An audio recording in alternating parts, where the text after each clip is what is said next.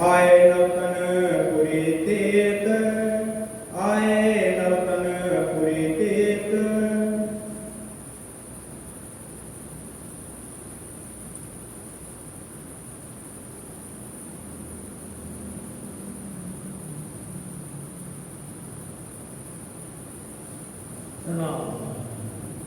रमाइए महाराज जी, रमाइए सुंदर साहब जी।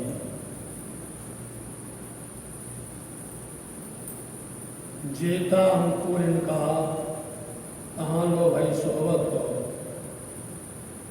महानतम बुद्धि के सागर हाथी सतगुरु आप शिवजी साहेब जी के परम शिवमणि महामती श्री लालदास जी महाराज जी 5वें दिन की है वृत्तांत अभी तक। महामती श्री प्राणनाथ जी, श्री इंद्रावती जी अथवा श्री महाराज अपने धामधनी सदगुरु महाराज जी की आज्ञा को सुधार करते हुए सुंदर साथ को एक प्रेम सूत्र में बांधते हुए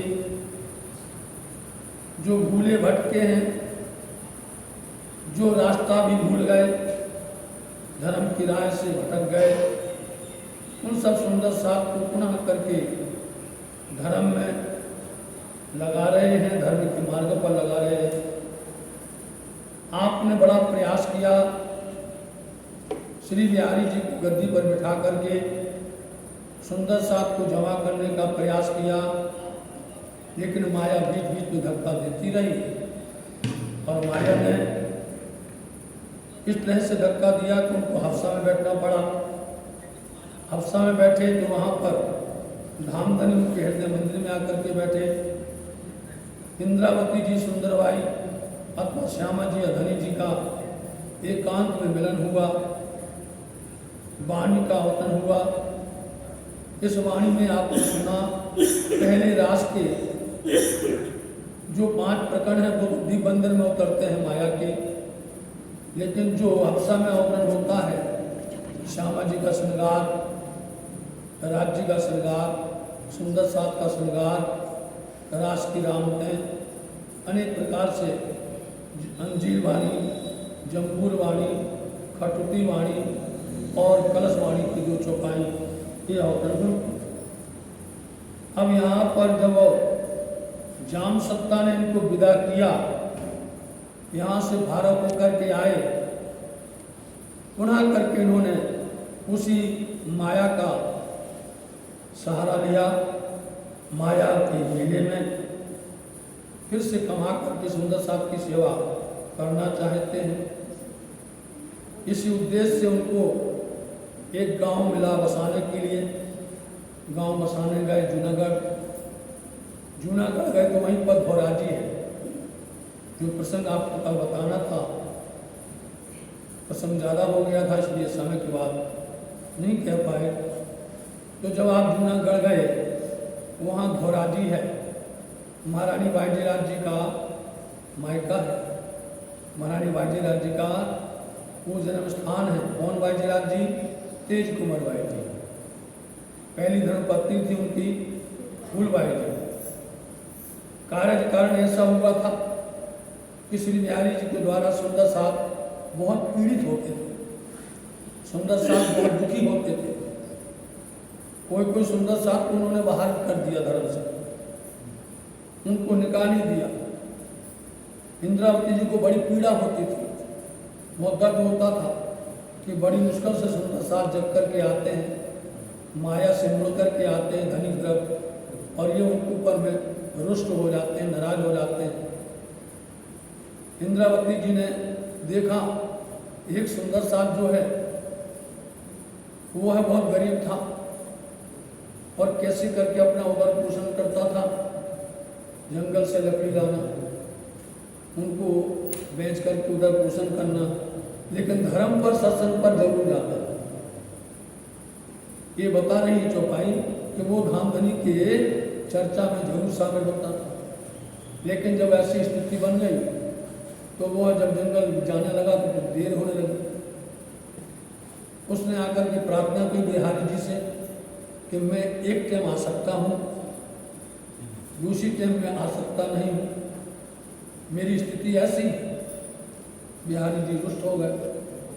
उसको उन्होंने बोल दिया तुम एक नहीं, तुम सब दिन नहीं आओ, तुम आना नहीं आओ, भगा दिया।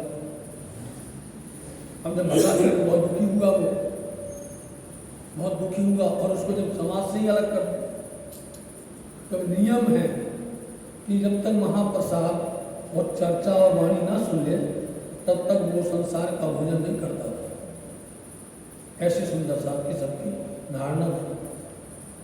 उसने कई दिन तक प्रार्थना की, बिहारी जी के दरवाजे बैठा रहा। बिहारी जी ने जरा माफ नहीं किया और वो इतने दिनों से भूखा था। इतना भूखे होने पर वो एकदम कमजोर हो गया, दुखी पड़ गया। उसने समझा इंद्रावती जी हैं जो हमारी बात को सुन सकती है, इंद्रावती जी हैं जो सबका दुख हारती हैं। तो वो इंद्रावती जी के घर पहुंच गया, श्री महाराज के घर पहुंच गया। महाराज घर पर नहीं थे, महारानी बाजीराज जी, कौन, फूलबाई जी, वो घर पर थे। उनको दया आ गई और उन्होंने प्रसाद उसको दे दिया। प्रसाद पाया तो उसने फिर भोजन प्रसाद नहीं किया। बिहारी जी को पता चल गया कि हमने जिसको मंगाया, जिसको बंद किया, महाराज के यहाँ पर ऐसा क्यों होता है। उन्होंने तुरंत बुलाया महाराज को। महाराज आए, उनसे कहा भाई तुमको धर्म लेना है कि धर्म पत्नी, सीधा तुम धर्म पत्नी को लोगे या धर्म को लोगे, एक चुन लो। अब महाराज आश्चर्य पड़ गए। उन्होंने शत्रु को वचन दिया था कुछ भी होगा हम धर्म पर अडिग रहेंगे, धर्म पर सुंदर साथ को लगाएंगे, चलाएंगे। उन्होंने कहा मेरी परीक्षा की घड़ी फिर आ गई। 2 युद्ध हो गए, एक हो गया बरारा में, दूसरा हो गया जो हफ्सा में, तीसरा हो रहा। उन्होंने कहा या तो धर्म पत्नी को रखो या धर्म को रखो, हमारे पास ढंग नहीं चलेगा, बहाना नहीं चलेगा। बहुत बातें उन्होंने की। इंद्रावती ने कहा हमको धर्म ही लेना है, हम धर्म पर ही कायम रहेंगे। तो बस अब तो अपनी धर्म पत्नी को त्याग, धर्म पत्नी के पास नहीं गए। तो महाराज पूरे दिल से घर नहीं गए। अब हमारे यहाँ पर हिंदुस्तान परंपरा है, पति जब प्रसाद पाता है उसके बाद में पत्नी प्रसाद पाती है। महाराज नहीं आए, राह देखती रही। उनको पता चल गया कि बिहारी जी जिस तरह से उन पर ये शर्त रखी हुई है। तो फूलबाई जी ने यही कहा कि मालिक, मेरे प्रीतम, मेरे प्यारे, मेरे धनी, आप धर्म पर अडिग रहना, धर्म कायम रखना, हमारी परवाह नहीं करनी, हमारी चिंता नहीं करनी। आप शत्रु के वचनों को पालन करो और धर्म को निर्वाह करो, कुछ भी हो जाए। परंतु हमारा जब ये शरीर चला जाए, देह त्याग हो जाए, जहाँ पर हमारा संस्कार हो वहाँ आकर अपने प्यारे चरण वहाँ पर रख देना, इतना जरूर करना। ऐसे हुआ। महारानी बाजीराज जी, फूलबाई जी वो धाम चल गई। श्री महाराज जी जाकर के उनके अंतिम संस्कार स्थान पर जाकर के अपने चरण रखते हैं और चरण रख कर के वहाँ से वापस आ जाते हैं।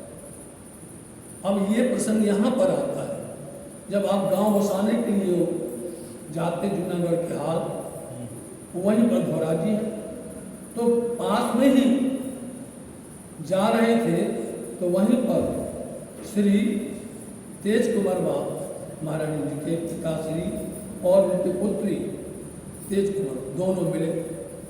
तो उन्होंने तेज भाई ने तुरंत अपना घूंघट डाल लिया, उनको देख कर, कुंवारी थी, शादी नहीं हुई थी। अब हैरान हो गए कि मेरी बेटी पुत्री की शादी हुई नहीं है, ये किसको मुँह ढाल रही है, किसको पर्दा कर रही है। उन्होंने पूरा बताया कि सामने हमारी पति जो बैठी हुई, वो हमारी पिता और पूर्व जन्म की हमारी पत्नी है। उन्होंने जैसे जैसे बताया वैसे वैसे ही हकीकत थी, सब बताया, अपने भाई ऐसा परिवार, ऐसी घटना घटी, सब कुछ बताया सामने आया।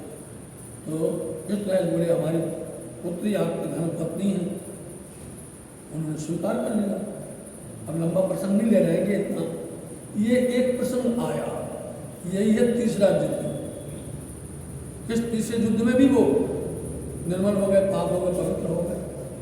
जूनागढ़ में आकर के जब उन्होंने हरजी व्यास के साथ सत्संग किया, हरजी व्यास को उन्होंने परास्त किया, सत्संग में शास्त्रार्थ में हार गए। आखिर में हरदास जी बोलते हैं कि मैं बहुत अहंकारी था, मेरे अंदर में मैं बोल रही थी। इस मैं की वर्णन आया है वाणी खिलवत के अंदर में, मैं बिन में मरे नहीं, इन मैं को मारना मैं, ये मैं बिना धनी के मर नहीं सकती। संसार की मैं लेके रहेंगे तो हमारा कभी उद्धार नहीं होगा। इस तरह से उन्होंने अपनी हार स्वीकार कर ली। या सिद्धानंद जी यहाँ पर थे, उसी समय पर जामनगर पर फिर से कुतुब खां आ गया, फिर से जाम सत्ता के यहाँ पर, और उसने वही कहा कि तुमने कहा था इतने समय में तुम्हारा कर टैक्स दिया जाएगा। हमारे हिंदुस्तान के अंदर ऐसे था, राजा सबके सब डरपोक थे, और जो बाहर से आते थे आक्रमण करते थे वो आपसे ही कर्ज वसूल करते थे, कर लेते थे। कर नहीं दे पाए तो फिर से आ गया, समय बीत गया।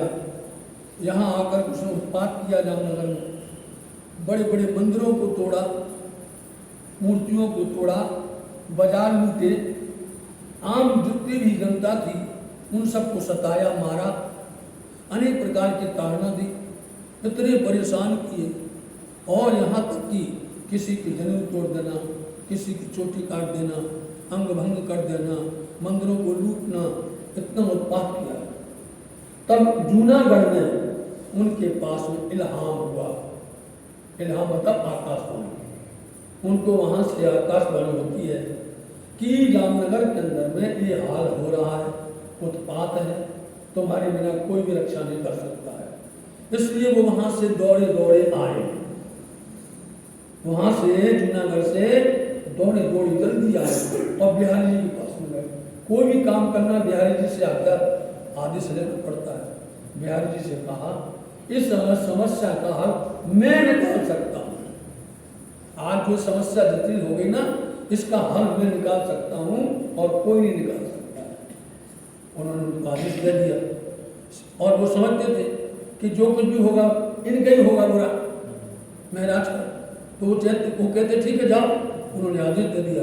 अब ये जाते हैं और जाकर के कुतुब खान के सामने खड़े हो जाते हैं।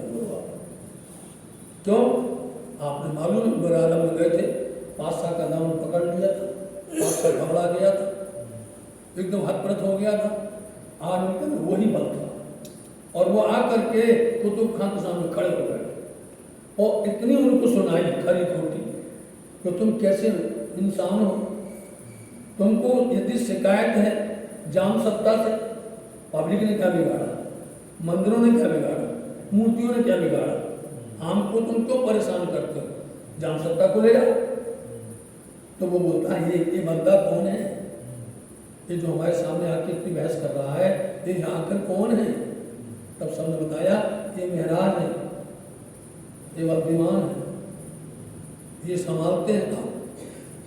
तो उन्होंने बोला अच्छा तुम ज्यादा बात करते हो तो तुम जवाबदारी ले लो, हम नहीं सताएंगे, हम कुछ नहीं करेंगे, हमारा जब तक टैक्स नहीं मिलेगा तब तक हम ऐसा करेंगे, तो तुम जवाबदारी लेते हो।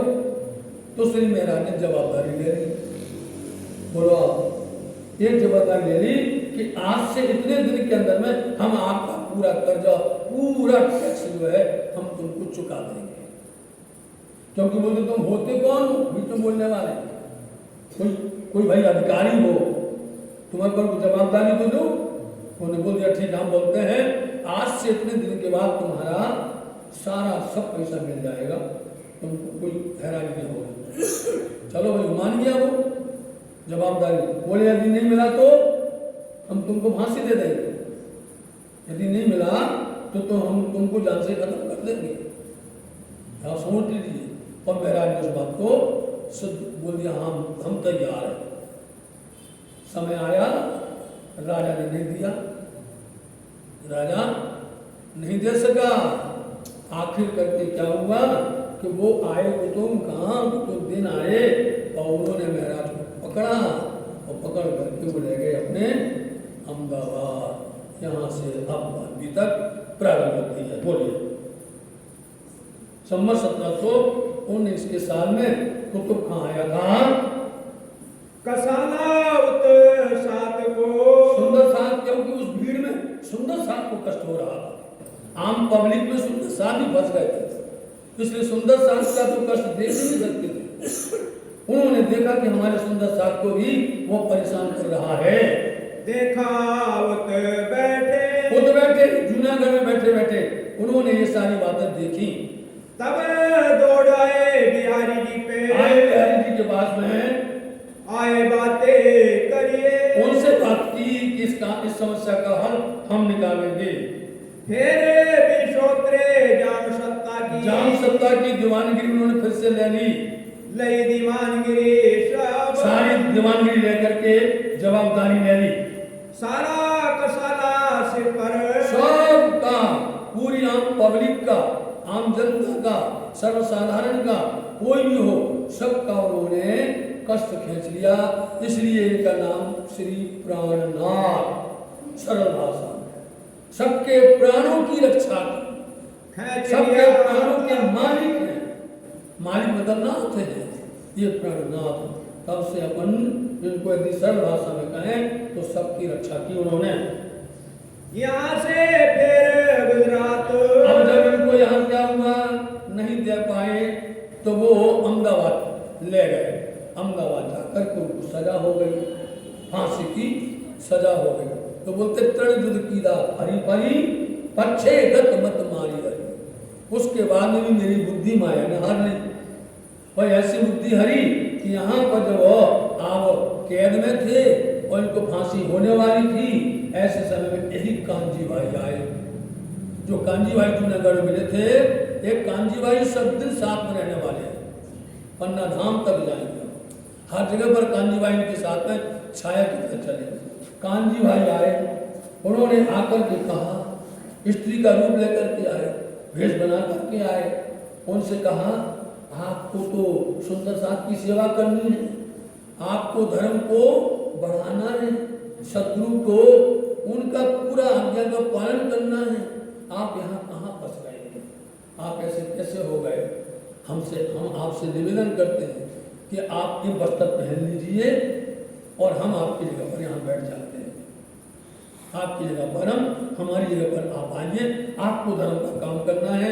उन्होंने बहुत मान नहीं रहे थे श्री महाराज, लेकिन जबरदस्ती बोले आप याद करो, सदगुरु को वचन दिया था। इसलिए बोलते हैं पछे गत मत मारी हरी, मेरी माया ने फिर बुद्धि हार ली और हम जो है माया का रूप धारण करके वहां से निकल करके आए। अब यहाँ पर जब देखा जो फांसी होनी थी वहां तो महाराज है ही नहीं है, उनकी जगह पर तो कोई दूसरा बैठा हुआ है। तो कांजी भाई को तो उन्होंने भगा दिया, छोड़ दिया, लेकिन एक प्रस्ताव पास कर दिया, समझे? एक प्रस्ताव पास कर दिया कि जब भी हलार देश अंतर्गत महाराज जब भी यहाँ पर आएंगे आप हमको सौंपेंगे। हमारे हिंदुस्तान में एक नियम है, सुभाष चंद्र बोस जब हिंदुस्तान की ऐसी हालत थी तो सुभाष चंद्र बोस को अंग्रेजों ने ये एक शर्त पर ये रखा था भारत को स्वतंत्र करने के लिए कि जब भी सुभाष चंद्र बोस मिले आए यहाँ पर हमें सौंपना पड़ेगा। इसलिए आज तक सुभाष चंद्र बोस नहीं मिले, ये शर्त थी। यही शर्त श्री महाराज के ऊपर लगाई गई थी कि वो यदि जामनगर जो हलार देश है इस एरिया में यदि वो आते हैं सीमा में तो हमें सौंपना पड़ेगा। इसलिए दिन से महाराज अब हलार देश की सीमा में नहीं गए, वहां से निकल करके आएंगे, नलिया बंदर तक आएंगे।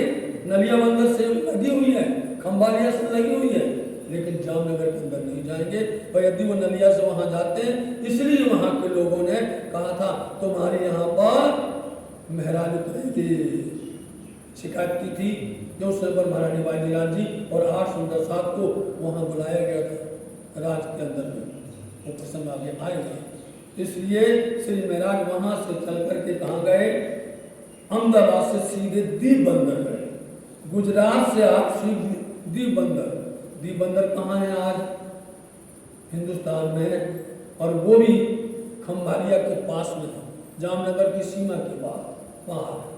वहाँ से आप दीप बंदर पधारे। गए वजीर संग जाम के साथ में, वजीर के साथ में अहमदाबाद गए थे। कहाँ से माया छोड़ के, वहाँ से माया को तिलांजलि दे। माया के पास भटकेंगे नहीं, माया का हम कुछ भी काम नहीं करेंगे। लिया मोमिनों का सिर का, अब मोमिनों का काम लिया है। मोमिन सुंदर साब्र सचियों का, उनको जगाना है और उनको परमधाम की पहचान कराना है। आए दीप गुजरात से, इसलिए गुजरात से चल करके आप दीप बंदर पधारते हैं। श्री राज भय भारत, अभी तक सदगुरु महाराज जी को राज कहा जा रहा था, अब श्री इंद्रावती जी को राज कहा जा रहा है। तुम स्वरूप, तुम मैं स्वरूप, तुम स्वरूप के संग, भेद तुम्हारो फूल के ब्रह्मानंद रस रंग। इसलिए अब राज यहाँ श्री में राज, क्योंकि इनके अंदर में सदगुरु श्री देवचंद जी अथवा उनके साथ में धनी प्रिया श्री राज जी महाराज जी बैठे हुए हैं। तीनों स्वरूप मिल गए। आप गाते हो ना रोज, तुम स्वरूप, तुम मैं स्वरूप, तुम स्वरूप के संग। भेद ये रहस्य कौन जानेगा? ये ब्रह्म आनंद का रस है, कौन जानेगा बिना ब्रह्म सत्य के। इसलिए अब श्री राज जी की तरफ में लग गए और माया को छोड़ दिया। मायापुरी दिखाए के, जैसे पूरी तरह से माया को, ऐसे जो खास खास ब्रह्मज्ञा है, खास खास ब्रह्म शक्ति है, राज्य महाराज जी उनको जबरदस्ती माया दिखाते ही है। आप कितना बचोगे, कैसे भी बचोगे, लेकिन राज्य महाराज जी माया प्रबल करके दिखा ही देते हैं कि तुमने कहा था हमको खेल देखना है, दिखा रहे हैं। नजर करी तरफ अब हक की तरफ किया, की तरफ उन्होंने अपनी नजर घुमा ली। श्री महामती कहे ब्रह्मशक्ति को, महामती जी कहती लाला जी सुंदर साहब को, माया में खेल की कही, ये माया है और माया में खेल की कही। अब मतलब खेल में खेल, खेल में खेल, एक तो ये खेल है संसार, और इसमें भी खेल। ये कोई क्या, कोई किस भेष में धारण है, कोई किस रूप को धारण किए हुए है, कोई किस भाषा में, कोई किस प्रवृत्ति में है। इसलिए हमने खेल के अंदर में खेल बताई, माया बताई। ये जो भी तक भाई, ये जो भी तक हुई है यहाँ पर तीन सृष्टि कही वेद ने, इसलिए सुंदर साथ जी अब आगे जो प्रचार प्रसार होना है, अब यो समझिए कि यहाँ से पन्ना धाम चलने की तैयारी शुरू हो जाएगी यहाँ से। इसलिए अब प्रचार प्रसार में तीन तरह के लोग मिलेंगे, तीन सृष्टि मिलेगी। जहां भी जाएंगे तीन सृष्टि। आप हम ये ना समझें कि हम पूरे ब्रह्म सृष्टि, इसमें कोई ब्रह्म सृष्टि भी है, कोई इसमें सृष्टि भी है और जीव सृष्टि भी है, हर जगह पर है। उनको ढूंढना है। कैसे ढूंढना है? जब जब प्रचार करेंगे तो तीनों मिलेंगे। उनके आचरण से, उनके जैसे कर्म है उसी अनुसार परखा जाएगा। तो पहले बताने लगे कि तीन सृष्टि हैं। जब तीन सृष्टि होगी तब प्रारंभ हो जाएगा दिग्बंधन की भीतर, जागरण की लीला प्रारंभ होगी। तीन सृष्टि वेद में कही गई है। तीनों कही फिर कान, वेदों में तीन सृष्टि कही गई है, जिसमें उनको जीव ईश्वरी ब्रह्म कहा जाता है। और तीनों कहीं फिर कान, कुरान में भी तीन सृष्टि की बात कही गई है। और तीनों वाणी साधु में, और साधु संतों की भी बड़ी बड़ी वाणी है, उनमें भी तीन सृष्टि की बात कही गई है। तामे सैया में पहचान, कौन पहचानेगा? पहचान किसके पास होगी? पहचान संयोग के बाद, ब्रह्म सृष्टि के बाद। क्या होगी? दूध पानी का निवेरा आता है साल जी, प्रकाशवाणी में दूध पानी का निवेरा है। सनक, सनंदन, सनातन, सनत कुमार, इन चारों ब्रह्मा जी के मानसिक पुत्रों ने ब्रह्मा जी से पूछा कि जीव और मन एक साथ रहते हैं कि अलग रहते हैं? अलग रहते हैं तो कैसे, साथ में रहते हैं तो कैसे? इसका जवाब दो। ब्रह्मा जी घबरा गए, ब्रह्मा जी को उत्तर नहीं आया। ब्रह्मा जी भागे विष्णु भगवान के पास, बोले भगवान आज ये समस्या आ गई है, क्योंकि कोई भी बात शिव जी की हो ब्रह्मा जी की हो, अपने भक्तों को आप आशीर्वाद तो दे देते, वरदान तो दे देते हैं, लेकिन वरदान देके फंस जाते हैं। उसका हल कौन निकालता है? विष्णु जी निकालते हैं। आप कुछ भी देख लीजिए, चाहे भस्मासुर को देख लो, जितने भी अवतार हुए हैं उन सब के अंदर में कोई ना कोई रूप ऐसा आया है। अब वो ब्रह्मा जी जवाब न कर पाए और वो दौड़ करके गए विष्णु के पास, विष्णु ने उसका हल निकाला। विष्णु जी तुरंत एक पक्षी बन गए, हंस पक्षी। हंस पक्षी बन करके आए और जैसे वो सामने आए तो चारों ने देखा, सनंदन सनत कुमार ने, सनंदन सनत कुमार ने देखा, अरे ये पक्षी कितना प्यारा है, कितना सुंदर है। तो चारों ने उसके चरणों में प्रणाम कर दिया। सनकादि के जो मुनि हैं कभी किसी को प्रणाम नहीं करते, किसी के सामने झुकते नहीं है, किसी भी लोक में जा सकते हैं, उनको कोई रोक सकता नहीं है। चाहे विष्णु हो चाहे ब्रह्मा हो, तो कोई भी हो, कोई रोक नहीं सकता है। ये सनकादि के हम चार कहे गए हैं। तो सनकादि को उन्होंने प्रश्न किया ना, तो जब वो भगवान विष्णु पक्षी बन करके आ गए, हंस बन करके, तो चारों ने प्रणाम कर दिया। देखिए आप भूल गए, वो अपना चरणों में प्रणाम किया।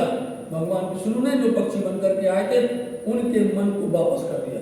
क्योंकि मन होता ना, कभी कभी आप कहीं जाओ बाजार में, इतनी सुंदर चीज लगती है कि आपका मन वहां पहुंच जाता है। इस जीव से उठ करके, जीव के साथ मन रहता है, जीव से उठ करके मन वहां भटक जाता है। यही हुआ। तो उन्होंने उनके मन को वापस किया, उनको अहंकार फिर आ गया, अरे मैंने इसको प्रणाम कर लिया, इस पक्षी को प्रणाम कर लिया, ऐसा। तब आपको इसलिए थोड़ा सूक्ष्म बताते हैं कि बगला जो हंस पक्षी है, उसके सामने यदि आप दूध और पानी को मिला के बर्तन में रख दो, वो क्या करेगा? दूध खा लेगा, पानी पानी छोड़ देगा। क्यों? उसकी जीवा में एक पदार्थ होता है। जैसे उसने अपनी चोंच को उस दूध पानी मिश्रण में डाला, दूध जमने लगा और दूध खा जाता, पानी छोड़ देता है। तो वो हंस है, तुम परम हंस हो। वो हंस है, उसकी जीवा में पदार्थ है। तुम परम हंस हो, ब्रह्म मुनि हो, ब्रह्म सत्य हो। तुम्हारे पास राज्य महाराज जी ने महामंत्र दिया है, समझे? तारतम्य दिया है। और तारतम्य ऐसा है कि एक पल में सब बताता है, सत्य क्या है, असत्य क्या है, समझे? सत्य असत पटन करो, जैसे दिन और रात, वो बता देता है कि क्या झूठा और क्या सत्य है। इस तरह से उन्होंने इस संसार के अंदर में देखा कि ऐसी प्रवृत्ति हो गई। इसलिए ब्रह्म सत्यों के पास में धामधनी ने ऐसी शोभा दी है कि उनके पास कुछ भी जटिलता से जटिल कोई भी वाणी हो, कोई ग्रंथ हो, कुछ भी प्रश्न हो, वो तारतम्य लगाया और वो सारा भेद कर लेगा। इसलिए सारी पहचान ब्रह्म सत्यों को है। किसी के पास में जाकर सब खोल देगी वो। इसी बोले ब्रह्म सच्ची सुंदर साथ है। बोलिए।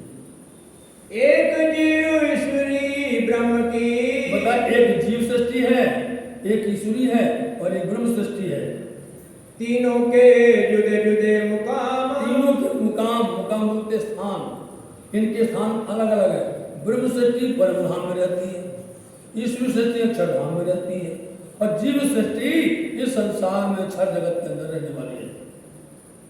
आम खास खासल खास, और जो पुराण है उस पुराण के अंदर में लिखा है, उनकी भाषा में एक आम बोलते हैं जीव सृष्टि को, एक खास जिसका नाम ईश्वर सृष्टि है, और एक खासल खास उनका नाम ब्रह्म सृष्टि है।